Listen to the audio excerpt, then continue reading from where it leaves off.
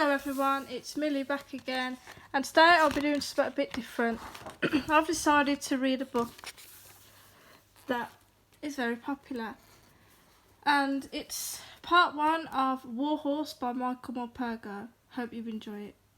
I'll put the phone down so that it doesn't talk.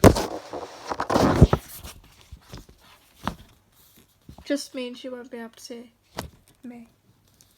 My earliest memories are a confusion of hilly fields and dark damp stables and rats that scampered along the beams above my head. But I remember well enough the day of the horse sale. The terror of it stayed with me all my life. I was not yet 6 months old, a gangling, leggy colt who had never been further than a few feet from his mother. We were parted that day in the terrible hubbub of the auction ring, and I was never to see her again.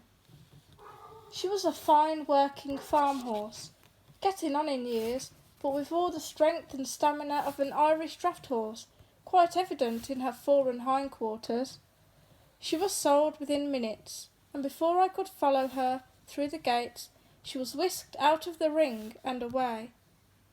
But somehow I was more difficult to dispose of. Perhaps it was the wild look in my eye as I circled the ring in a desperate search for my mother. Or perhaps it was that none of the farmers and gypsies there were looking for a spindly-looking half-thoroughbred colt.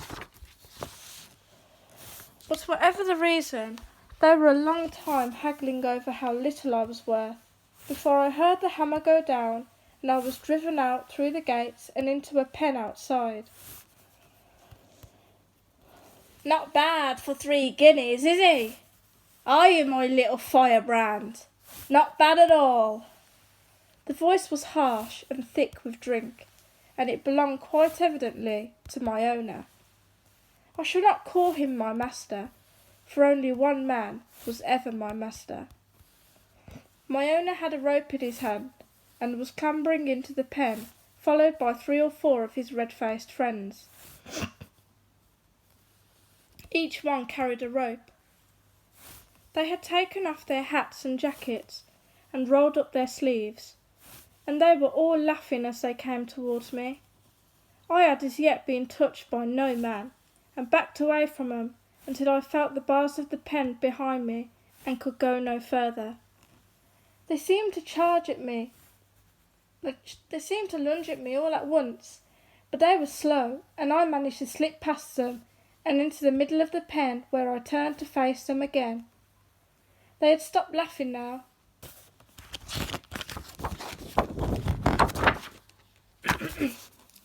I screamed for my mother, and heard her reply echoing in the far distance. It was towards that cry that I bolted, half charging, half jumping the rails, so that I caught my off foreleg as I tried to clamber over, and was stranded there. I was grabbed roughly by the mane and tail, and felt a rope tighten around my neck, before I was thrown to the ground and held there, with a man sitting, it seemed, on every part of me. I struggled until I was weak, kicking out violently every time I felt them relax, but they were too many and too strong for me. I felt the halter slip over my head and tighten around my neck and face. "So you're quite a fighter, are you?" said my owner, tightening the rope and smiling through gritted teeth. "I like a fighter, but I'll break you one way or the other. Quite the little fighting cock you are, but you'll be eaten out of my hand quick as a twick." I was dragged along the lanes, tied on a short rope to the tailboard of a farm cart, so that every twist and turn wrenched at my neck. By the time we reached the farm lane and rumbled over the bridge into the stable yard that was to become my home, I was soaked with exhaustion, and the halter had rubbed my face raw. My one consolation as I was hauled into the stables that first evening was the knowledge that I was not alone. The old horse that had been pulling the cart all the way back from market was led into the stable next to mine. As she went in, she stopped to look over my door and nickered gently. I was about to venture away from the back of my stable when my new owner brought his crop down on her side with such a vicious blow that I recoiled once again and huddled into the corner against the wall. "Get in there, you old rat bag!" he bellowed. "Proper nuisance you are, Zoe, and I don't want you teaching this young un your old tricks." But in that short moment I had caught a glimpse of kindness and sympathy from the old mare that cooled my panic and soothed my spirit. I was left there with no water and or food, while he stumbled off across the cobbles and up into the farmhouse beyond. There was a sound of slamming doors and raised voices before I heard footsteps running back across the yard and excited voices coming closer. 2 heads appeared at my door. One was that of a young boy who looked at me for a long time, considering me carefully, before his face broke into a beaming smile. "Mother," he said deliberately, "that will be a wonderful and brave horse. Look how he holds his head." And then, "Look at him, Mother. He's wet through to the skin. I'll have to rub him down." "But your father said to leave him, Albert," said the boy's mother.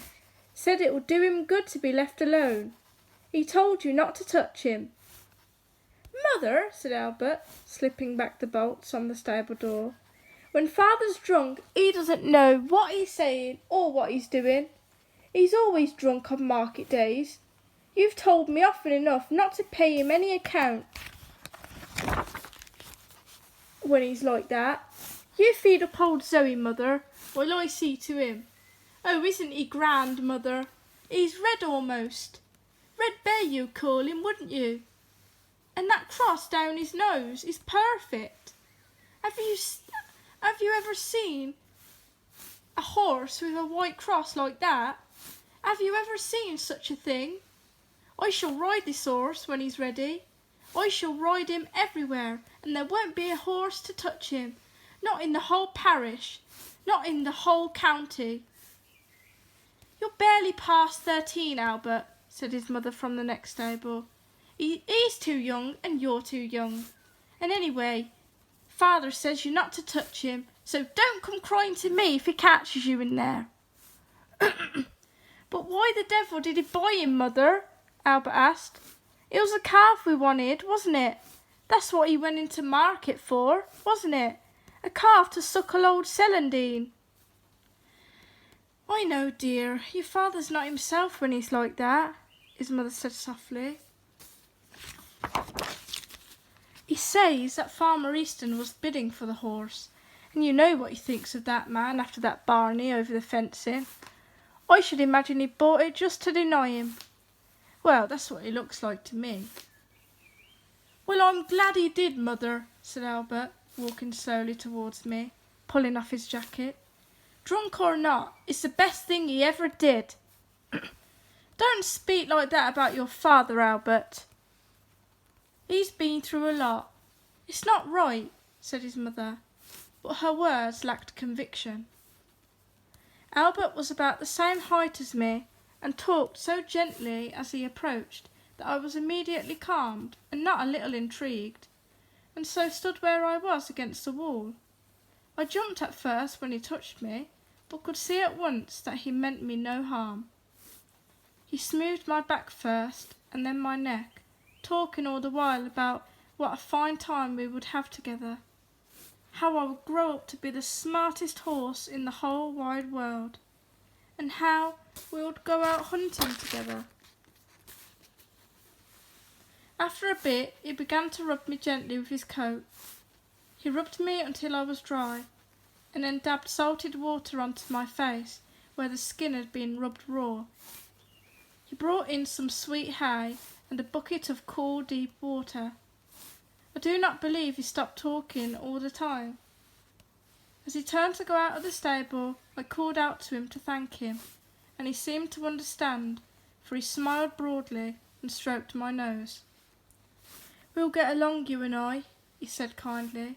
"I shall call you Joey, only because it rhymes with Zoe, and then maybe because it suits you. I'll be out again in the morning. And don't worry, I'll look after you. I promise you that. Sweet dreams, Joey. You should never talk to horses, Albert, said his mother from outside. They never understand you. They're stupid creatures. Obstinate and stupid. That's what your father says. And he's known horses all his life.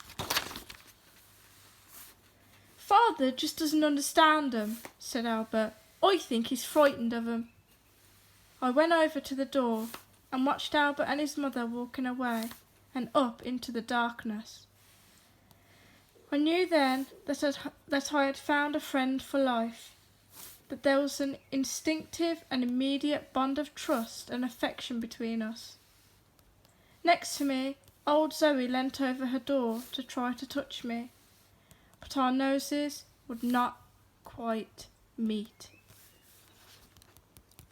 Well, that's the end of part 1 of Warhorse, and I'll be back with part 2 very shortly.